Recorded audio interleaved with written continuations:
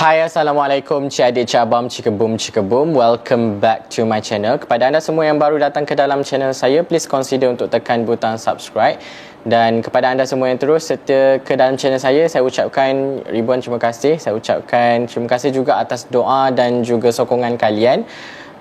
Dan hari ini ataupun video kali ini saya tak bercerita tentang kes yang saya hadapi. Sebaliknya saya ingin memberitahu kepada anda semua dan ingin berkongsi dengan anda semua apakah hak-hak anda dan juga apakah yang perlu anda lakukan sekiranya anda ditahan atau ditangkap oleh pihak berkuasa.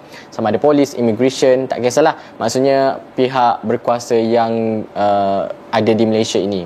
Okey, yang pertama adalah anda kena pastikan yang menangkap anda itu adalah pihak berkuasa yang sah. Maksudnya anda berhak untuk meminta nombor badan mereka sekiranya di dalam video ini saya akan memberikan contoh di mana anda sedang berada di rumah dan ada satu laporan terhadap anda dan pihak berkuasa bahagian penangkapan perlu menangkap anda ataupun menahan anda. Jadi perkara pertama, mereka mestilah ada alamat ataupun nombor telefon anda. Jadi yang pertama adalah mereka pergi ke rumah anda.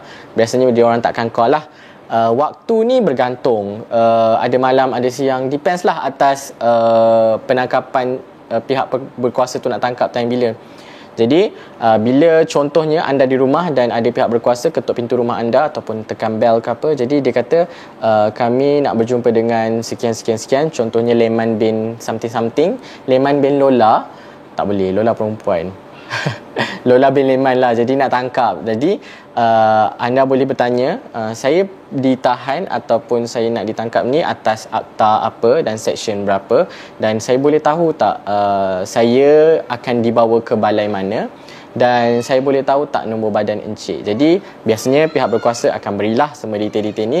Jadi dan satu lagi, anda berhak untuk melihat warrant. Jika mereka kata nak tangkap, mereka perlukan warrant tangkap terhadap anda. Dan anda perlu ingat warrant tangkap ni adalah di sesuatu benda ataupun bukanlah maklumat, ianya benda yang dikeluar ataupun perkara yang dikeluarkan oleh magistrate sendiri. Maksudnya warrant tangkap tu dikeluarkan oleh magistrate. Jadi bila ada warrant tangkap, barulah boleh menangkap individu terbabit.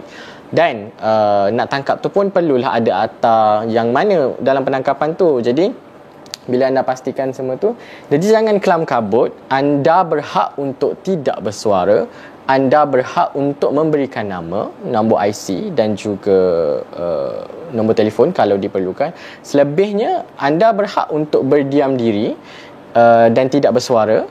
Anda berhak untuk membuat panggilan kepada rakan anda, keluarga terdekat ataupun peguam anda, dan anda berhak untuk memaklumkan kepada mereka di mana anda akan dibawa, ke balai mana. Jadi cukup untuk mereka tahu, dan selepas itu mereka akan biasanya polis tak akan melakukan kekasaran jika anda memberi kerjasama, melainkan anda melawan mereka. Jadi mereka terpaksalah melakukan SOP-SOP yang tertentu untuk membuat penangkapan terhadap anda. Baik. Dan yang kedua adalah jika mereka ingin masuk ke dalam premis anda, mereka ingin mencari sesuatu ataupun barang bukti, mereka perlukan warrant geledah ataupun warrant untuk masuk ke dalam sebab rumah ni adalah harta peribadi. Jadi mereka perlukan warrant untuk geledah lah. Kalau tak ada warrant geledah, mereka tidak boleh masuk ke dalam rumah anda, dan anda ada hak untuk tidak membenarkan mereka masuk ke dalam rumah anda. Baik. Okey. Kejap ya. Baik, apabila anda ditahan oleh pihak polis, telah dibawa ke balai, anda tidak boleh ditahan lebih daripada 24 jam. Jika anda ditahan lebih ataupun ditahan reman, anda perlu dihadapkan ke magistrate lah, ataupun magistrate yang buat keputusan sama ada anda boleh direman ataupun tidak. Polis hanya boleh tahan anda kurang daripada 24 jam saja. Dan anda juga dilindungi di bawah Seksyen 26 Kanun Prosedur Jenayah. Untuk hak orang ditahan adalah dijamin. Maksudnya hak orang ditahan adalah dijamin di bawah Seksyen 26 Kanun Prosedur Jenayah. Jadi jangan risau, anda ada seksyen yang menjamin keselamatan anda sebagai orang yang ditangkap. Dan macam aku cakap tadi, anda hanya boleh ditahan dalam lokap tidak melebihi 24 jam. Lokap ya, bukan penjara, lokap, sebab dia tahanan sementara. Jadi sebelum anda dibawa untuk tahanan reman di mahkamah. Jadi hanya magistrate yang boleh putuskan sama ada anda ditahan reman ataupun tidak. Okay. The next thing is, apabila anda ditahan, anda pastilah disoal siasat ataupun anda perlu memberi penerangan ataupun memberi keterangan terhadap kes tersebut. Jadi semasa disoal siasat oleh polis, anda diminta memberikan kenyataan rasmi, iaitu penyataan 122. Jadi ini yang aku sebut tadi, anda berhak untuk diam diri dan hanya memberikan nama IC jika diminta, dan selebihnya anda berhak untuk diam. Dan hanya apabila mereka meminta anda ataupun pegawai penyiasat meminta anda untuk memberi kenyataan rasmi di bawah penyataan 122, barulah anda boleh memberi kenyataan rasmi kepada mereka, barulah anda boleh bercakap. Okey. Mungkin anda keliru sama ada pertanyaan polis secara tidak formal termasuk di dalam penyataan 122 atau tidak. Jadi anda boleh bertanya. In case kalau anda ragu-ragu, anda boleh tanya kepada pegawai itu, adakah saya ditanya dengan soalan di bawah penyataan 122? Jika mereka kata tidak, maka anda ada hak untuk tidak menjawab soalan tersebut. Okey, faham kat sini? Jadi soalan tersebut hanya boleh dijawab jika ianya di bawah penyataan 122 sahaja. Okey. Jadi seterusnya saya akan bercerita tentang, okey, macam saya cakap tadi, dekat sini dia ada tulis kita hanya perlu beritahu nama, nombor kad pengenalan dan alamat tempat tinggal anda lah. Jika soalan di luar daripada penyataan 122, ini je jawapan yang anda boleh bagi: nama, nombor kad pengenalan dan juga alamat anda. Ataupun selebihnya anda boleh jawab macam ni, saya akan jawab di mahkamah, ataupun kepada yang nak beri penyataan 122 tu lah. Okey, lepas tu kita ada hak untuk membuat panggilan kepada keluarga, kawan ataupun peguam. Okey.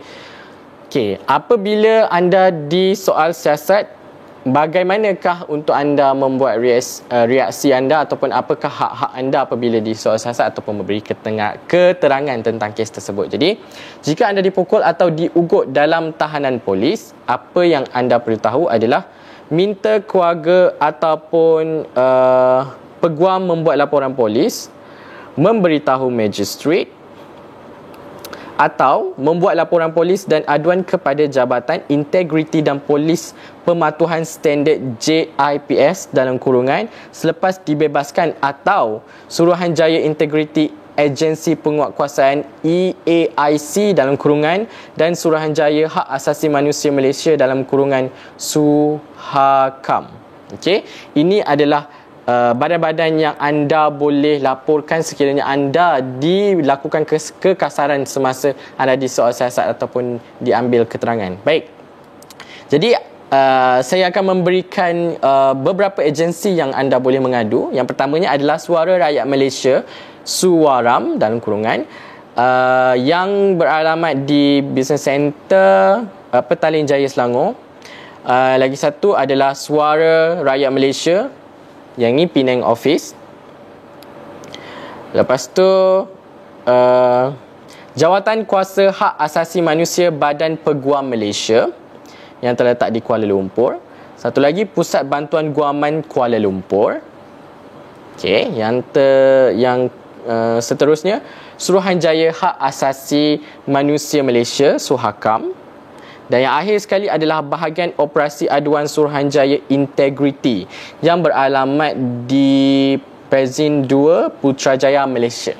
Jadi itulah maklumat yang saya perolehi sekiranya anda ditahan ataupun sekiranya anda ditangkap oleh pihak berkuasa. Itulah hak-hak yang anda ada sekiranya anda terlibat ataupun ditahan.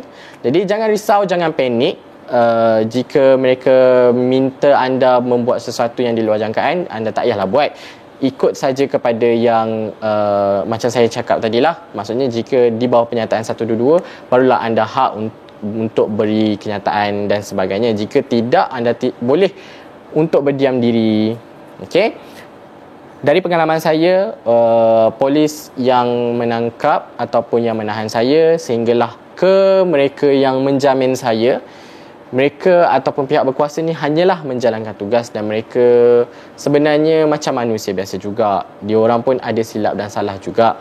Tetapi kebanyakan daripada mereka ni dah pakar dah lah dalam bidang mereka. Jadi mereka tahu macam mana nak handle kes-kes sebegini. Jadi dalam kes saya bukanlah penjenayah yang kasar ataupun penjenayah berat seperti membunuh dan sebagainya. Saya tak ada senjata dan sebagainya. Jadi saya memberi kerjasama kepada mereka dan Alhamdulillah mereka memberi kerjasama yang sangat baik kepada saya. Macam saya telah ceritakan dalam video sebelum ni, saya tak ada masalah dengan pihak berkuasa di IPD dahulu ni. Jatuh pula. Dan itulah sedikit perkongsian saya, dan ini adalah perkongsian dan juga sedikit pendapat peribadi saya. Ianya tiada kaitan dengan mana-mana pihak. Sebaliknya ia hanya adalah perkongsian daripada saya yang mana saya tahu. Atas tu semua anda boleh semak baliklah jika ada kekhilafan atau sebagainya. Tapi saya dah double check, insyaAllah betul lah. Jadi jangan takut jika anda ditangkap, jangan lari kerana buat apa nak lari daripada masalah. Face the problem. Okay. Dan jika anda berada di pihak yang benar, dan yakinlah bahawa walaupun anda belum lagi tertuduh, dan memberilah reaksi sebagai orang yang berada di pihak yang benar lah. Kalau orang yang berada di pihak yang benar biasa dia tak larilah. Yang pesalah ni je akan lari, orang nak tangkap semua lari. Dan jangan takut, mungkin anda belum lagi mengalaminya, mungkin anda tidak mengalaminya, atau mungkin ada yang mengalaminya. Anda boleh berikan komen anda di ruangan komen di bawah, ataupun siapa yang pernah mengalaminya, mungkin ada situasi yang berbeza, anda kongsikan di ruangan komen. Dan saya minta maaf kepada anda semua yang komen tapi saya tak reply. Saya akan reply satu-satu, insya-Allah. Dan setakat itu saja. Terima kasih kepada anda semua. Saya sebenarnya record ni pakai front camera. Saya nak pandang sini ataupun pandang sini. Pada sini. Jadi macam confused, tapi sebab dah lama tak pakai handphone. Tapi setakat itu saja perkongsian saya pada hari ini. Kalau ada update terbaru tentang kes saya ataupun ada benda-benda yang saya nak kongsikan kepada anda semua, saya akan buat video lagi lah. Terima kasih kepada anda semua yang melihat video ini. Maaf, video ini tiada sebarang suntingan. Kalau tersalah cakap ke, tersalah kata ke, saya minta maaf. Dan setakat itu saja. Selamat berpuasa dan Assalamualaikum.